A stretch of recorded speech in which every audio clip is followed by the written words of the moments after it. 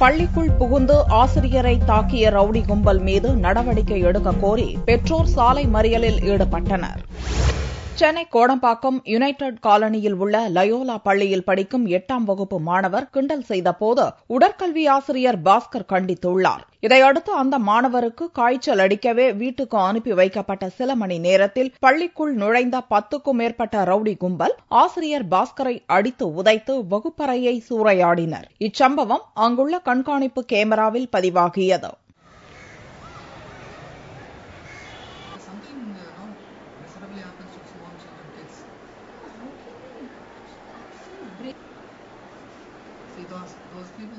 இச்சம்பவத்தை பார்த்த பள்ளி மாணவர்கள் ஆசிரியர்கள் பீதியில் உறையவே பெற்றோரும் பள்ளியில் திரண்டனர். கோடம்பாக்கம் மேம்பாலம் அருகே அனைவரும் சாலை மறியலில் ஈடுபட்டனர்.